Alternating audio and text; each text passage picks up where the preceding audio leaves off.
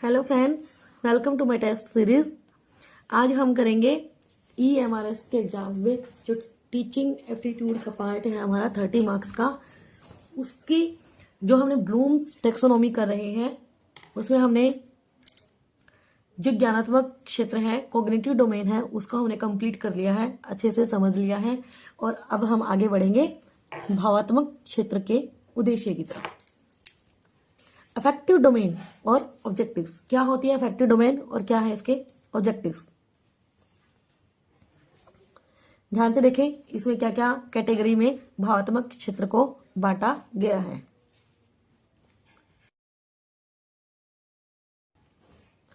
भावात्मक उद्देश्यों का संबंध विद्यार्थियों की रुचियों, इंटरेस्ट, अभिरुचियों, मानसिक प्रवृत्तियों तथा मूल्यों के साथ होता है। जो भावात्मक, इसको आपको पता चल रहा होगा,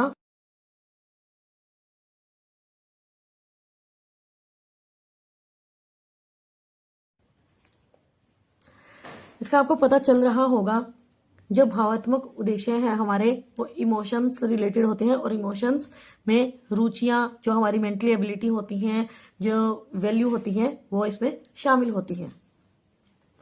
भावात्मक उद्देश्यों द्वारा विद्यार्थियों में भावात्मक गुणों का अधिकतम विकास करना अध्यापक का कर्तव्य है।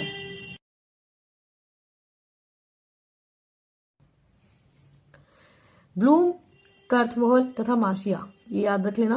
ब्लूम, कर्थवोल और मार्शिया ने भावात्मक उद्देश्यों का निम्नलिखित वर्गीकरण किया है। देखिए, ध्यान से पढ़े।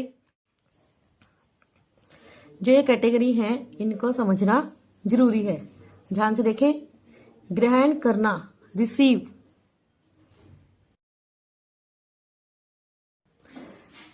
रिसीव क्या होता है? ग्रहण करना। ग्रहण करना भावात्मक क्षेत्र के उद्देश्यों का प्रारंभिक वर्ग है। ग्रहण करने का अर्थ है विद्यार्थियों की ग्रहण करने की इच्छा। ये है ग्रहण करने का मतलब क्या है? विद्यार्थियों की ग्रहण करने की इच्छा। विद्यार्थियों की जो ग्रहण करने की इच्छा वो कितनी है, कैसी है, ये सब इसमें शामिल है। इसका सीधा संबंध विद्यार्थियों की संवेदना से है, जो किसी क्रिया या उद्दीपन से होती है। जब तक उसके अंदर कोई इंटरेस्ट नहीं होगा, किसी चीज के प्रति मोटिवेशन नहीं होगा, तो उसके अंदर ग्रहण करने की इच्छा नहीं होगी। इसके द्वारा कई रुचियों, अभिवृत्तियों, मूल्यों तथा विचारों का संचार किया जाता है। इस भावात्मक उद्देश्य की प्राप्ति में निम्नलिखित 3 क्रियाओं का क्रम निहित है।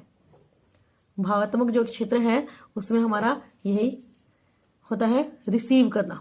उसके अंदर किसी भी चीज को रिसीव करने की इच्छा होनी चाहिए। क्रिया की चेतना, अवेयरनेस ऑफ फिनोमिना। इसमें व्यक्ति विशिष्ट भेदीकरण के बिना क्रिया की चेतना ग्रहण करता है, अर्थात वह वस्तु के अस्तित्व, वास्तविक अस्तित्व को पहचानता है। यद्यपि उसका प्रभाव अवश्य पड़ता है, परंतु उसकी पहचान केवल वस्तु तक सीमित होती है। इसमें क्या है? कोई भी क्रिया है उसके प्रति वो अवेयर होता है, कोई भी वस्तु है उसके अस्तित्व के प्रति भी वो अवेयर होता है, तभी उसमें ग्रहण करने की इच्छा आती है।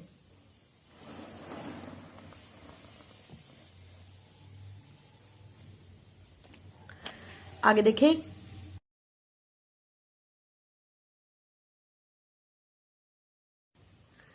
क्रिया को ग्रहण करने की इच्छा, यह भी क्लियर हो चुकी है बात। इसमें व्यक्ति प्रदत्त उद्दीपन को सहन करने की इच्छा में जो व्यवहार करता है उसकी व्याख्या की जाती है। नियंत्रित अथवा चुना हुआ ध्यान, कंट्रोल्ड और सिलेक्टेड अटेंशन। इसमें शिक्षार्थी अपने ध्यान को नियंत्रित करता है। जब उसके अंदर इच्छा हो जाती है तो उसका ध्यान तो ऑटोमेटिकली कंट्रोल हो ही जाएगा। वह विकर्षित उद्दीपनों को छोड़कर केवल सहयोगी उद्दीपनों का चयन कर उनकी ओर ध्यान देता है। जो उसको डिस्ट्रैक्ट कर रहे हैं, जो कोई भी क्रियाएं हैं उसको डिस्ट्रैक्ट कर रही हैं, उसको छोड़कर वह सिर्फ उन एक्टिविटीज पर ध्यान देगा जो उसके गोल में, उसके एम में उसको कोऑपरेट कर रही हैं। ये होती है इच्छा, ग्रहण करने की इच्छा। तभी कोई व्यक्ति कुछ ग्रहण करेगा, तभी वो कुछ जीवन में बन सकता है। और ग्रहण करने के लिए उसको एडजस्टमेंट, जो मैंने आपको पहले सिखाया था लर्निंग के अंदर, जो लर्निंग का हमारा टॉपिक था उसमें सिखाया था लर्निंग क्या होती है, एक लर्निंग एडजस्टमेंट का दूसरा नाम है। आगे देखें, रिस्पॉन्डिंग। जब बच्चे के अंदर ग्रहण करने की इच्छा होगी, वो ग्रहण करने लगेगा, तो वह क्या करेगा, रिस्पॉन्स करना भी शुरू करेगा। ग्रहण करना अनुक्रिया की पहली आवश्यकता है। जब तक ग्रहण नहीं करेगा तब तक रिस्पॉन्ड भी नहीं करेगा। जब तक हम कुछ नहीं सीखेंगे, जब तक हमें किसी चीज के बारे में नॉलेज नहीं होगी, तो हम उसके प्रति रिस्पॉन्स कैसे करेंगे? ग्रहण करेंगे तभी तो रिस्पॉन्स करेंगे। जब शिक्षार्थी किसी विशेष विचार, वस्तु या घटना को ग्रहण करता है या उसकी ओर ध्यान देता है, तो उसके प्रति अनुक्रिया अवश्य प्रकट करता है। यह अनुक्रिया यथासंभव सक्रिय रूप से व्यक्त होती है। आज्ञा पालन करना, ये जो रिस्पॉन्स होता है वो किसी भी प्रकार का हो सकता है, जैसे आज्ञा पालन करना, कोई भी हम ऑर्डर दे रहे हैं तो उसका आज्ञा पालन करना। उत्तर देना, कोई भी क्वेश्चन, टीचर अगर कोई भी क्वेश्चन कर रहा है तो उसका आंसर देना। पढ़ना, लिखना, विचार विमर्श करना, रिकॉर्ड करना आदि किसी सक्रिय व्यवहार द्वारा उसकी अनुक्रिया व्यक्त होती है।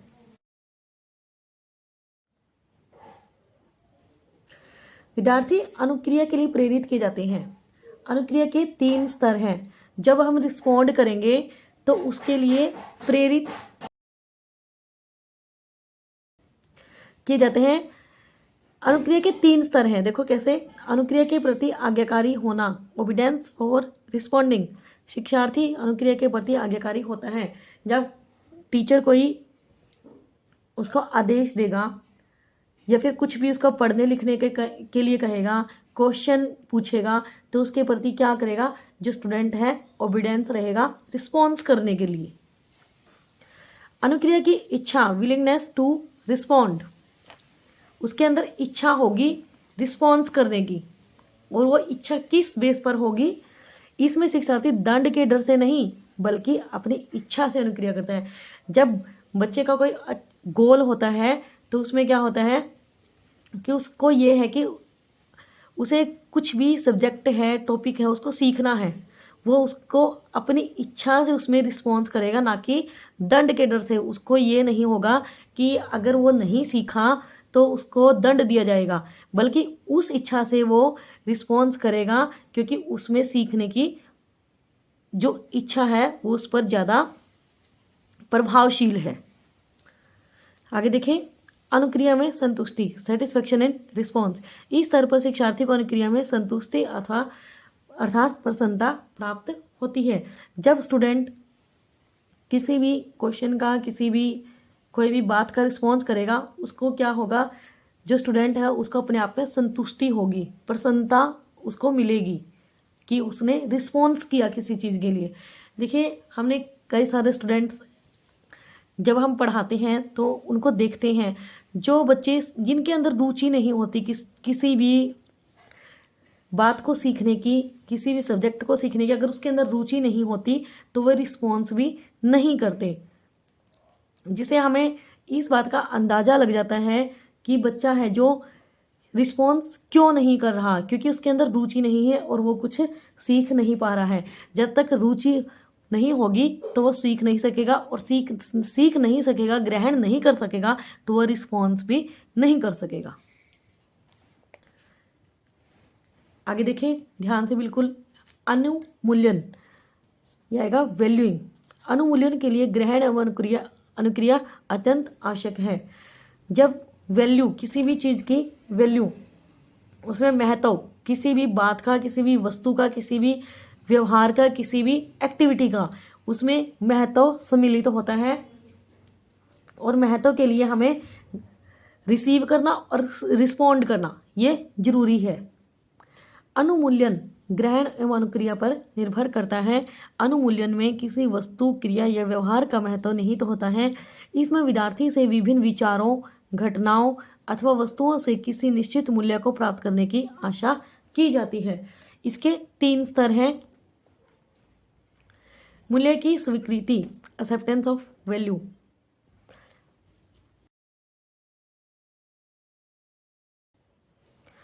इस स्तर पर मूल्य की भावात्मक स्वीकृति होती है। कोई भी वैल्यू है, कोई भी किसी भी चीज़ का जो महत्व है, उसमें उसको हमें रिसीव करना होता है। मूल्य की प्राथमिकता, प्रेफरेंस फॉर अ वैल्यू। इस स्तर पर शिक्षार्थी के व्यवहार से विदित होता है कि वह मूल्य को प्राथमिकता देता है। कोई भी बात हमें सिखाई जा रही है, कोई भी हमें टॉपिक पढ़ाया जा रहा है, उसको हमें कितनी वैल्यू देनी है ये उसकी ज़रूरत पर भी निर्भर करता है। उसी के हिसाब से वो उसको प्राथमिकता, प्रेफरेंस देता है। मूल्य के प्रति समर्पण, इस स्तर पर शिक्षार्थी मूल्य के प्रति पर्याप्त रूप से समर्पित हो जाता है। उसका यह समर्पण उसके व्यवहार का निर्देशन करता है।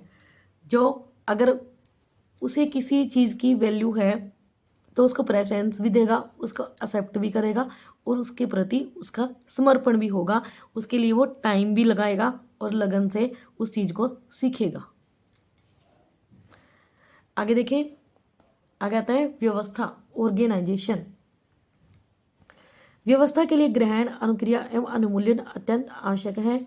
इसमें विद्यार्थी प्रत्येक मूल्य को कोई क्रम प्रदान करता है और ऐसी स्थितियों को प्रोत्साहित करता है जिसमें एक से अधिक मूल्यों की आवश्यकता हो। जितने भी उसने मूल्य, जितने भी उसने महत्व हासिल किए किसी भी टॉपिक के, किसी भी सब्जेक्ट के, किसी भी वस्तु के, किसी भी क्रिया के, तो उनको ऑर्गेनाइज करना इसमें सीख जाता है। अतः विद्यार्थी मूल्यों की एक संरचना अथवा जीवन दर्शन के निर्माण की ओर अग्रसर होता है। इसे निम्नलिखित के लिए आवश्यकता उत्पन्न होती है। मूल्यों की पद्धति में व्यवस्था करना, उनमें अंतर संबंधित निर्धारित करना, इंटर रिलेशनशिप बनाना कोई भी वैल्यू के अकॉर्डिंग। प्रमुख मूल्य की स्थापना,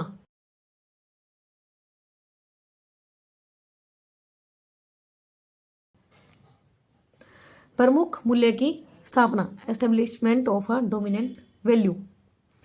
यह वर्ग दो स्तरों में विभाजित किया गया है। मूल्यों का अवधारणीकरण, कंसेप्चुअलाइजेशन ऑफ वैल्यूज। इस स्तर पर व्यक्ति यह जानने का प्रयास करता है कि किन संबंधित मूल्यों का उन मूल्यों के साथ का संबंध है जिन्हें वह पहले से स्वीकार कर चुका है। मूल्य पद्धति की व्यवस्था, मूल्य पद्धति की व्यवस्था, ऑर्गेनाइजेशन ऑफ वैल्यू सिस्टम। जब ऐसी स्थिति उत्पन्न होती है जिसमें एक से अधिक मूल्य उचित होते हैं तो विद्यार्थी इन मूल्यों को एक क्रम में व्यवस्थित करते हैं। कोई भी अगर किसी भी चीज़ की वैल्यू है, किसी भी एक्टिविटी की वैल्यू है, तो उनको ऑर्गेनाइजेशन, उनको उनकी व्यवस्था करना भी जरूरी है।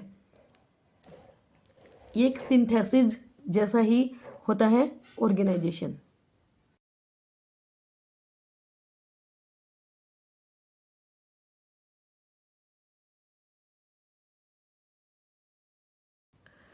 लास्ट जो इसमें रहेगा भावात्मक क्षेत्र में जो कैटेगरी लास्ट रहेगी वो रहेगी मूल्य का विशेषीकरण, करेक्टराइजेशन ऑफ वैल्यू। यह भावात्मक क्षेत्र का सर्वोच्च उद्देश्य है। इस स्तर तक पहुँचते पहुँचते शिक्षार्थी विभिन्न रुचियों, अभिवृत्तियों, मूल्यों तथा मूल्य समूहों का अनुभव कर चुका होता है। जितने भी उसकी रुचियाँ होती हैं, उसके मूल्य होते हैं, उनका वह अनुभव कर चुका होता है और इसी को बोलते हैं मूल्य का विशेषीकरण। इसमें क्या होता है, उसके अंदर एक हैबिट बन जाती है। जो उसने सीखा है उनको रिस्पॉन्स करने की एक हैबिट इसमें पनप जाती है। अतः इस स्तर में पूर्वोक्त चारों स्तरों ग्रहण, अनुक्रिया, अनुमूल्यन तथा व्यवस्था का स्वतः समावेश हो जाता है। इस स्तर पर विद्यार्थी अपनी जीवन शैली में विशेष प्रकार के मूल्य समाहित कर लेता है, अर्थात उसकी जीवन शैली में विशेष मूल्य चित्रित होने लगते हैं। उसे मूल्यों का उत्तरोत्तर क्रम स्थिर हो जाता है। इस स्तर पर अध्यापक विद्यार्थी की मूल्य पद्धति की विशेषताओं को आसानी से पहचान जाता है। मूल्य पद्धति के विशेषीकरण के दो स्तर हैं। जो मूल्य पद्धति है इसके दो स्तर हैं, सामान्यीकृत समुच्चय, जनरलाइज्ड सेट और करेक्टराइजेशन। इस व्यवहार स्तर पर अभिवृत्तियों मूल्यों को आंतरिक स्थिरता प्राप्त होती है। यह बहुत ऊंचे स्तर पर चुनी हुई अनुक्रिया को दर्शाती है। इसमें बहुत ही ऊंचा स्तर, हाई वैल्यू में आ जाता है ये करेक्टराइजेशन ऑफ वैल्यू। यह आंतरिक प्रक्रिया का चरमोत्कर्ष है। यह कार्य जगत के व्यापक उद्देश्यों को परिलक्षित करता है। अतः इसमें ब्रह्मांड के संबंध में व्यक्ति की अपनी धारणा तथा उसका अपना जीवन दर्शन, उसके विशेषीकृत चारित्रिक विशेषताओं पर पूरी तरह छाए रहते हैं। शिक्षार्थी स्थायी जीवन दर्शन विकसित कर लेता है। जब वो मूल्यों के विशेषीकरण पर आ जाता है विद्यार्थी, तो उसमें क्या होते हैं, जो मूल्य होते हैं स्थायी तौर पर उसको विकसित कर लेता है। ये थे हमारे भावात्मक जो उद्देश्य हैं, भावात्मक उद्देश्य हैं भावात्मक क्षेत्र के, उसके हमने जो डिटेल में पढ़े हैं वो हैं रिसीव, रिस्पॉन्ड, वैल्यूइंग, ऑर्गेनाइजेशन और characterisation of a value system. ये थे हमारे भावात्मक क्षेत्र के उद्देश्य। आई होप आपको अच्छे से समझ में आए होंगे। ऐसे ही हम करेंगे। जो लास्ट हमारा इसमें रहता है वो रहता है साइकोमोटर डोमेन, कॉग्निटिव डोमेन उस रहती है। इसको हम डिटेल में करेंगे, समझेंगे। अगर आपको वीडियो पसंद आए तो please like, share and subscribe my channel. Thank you so much.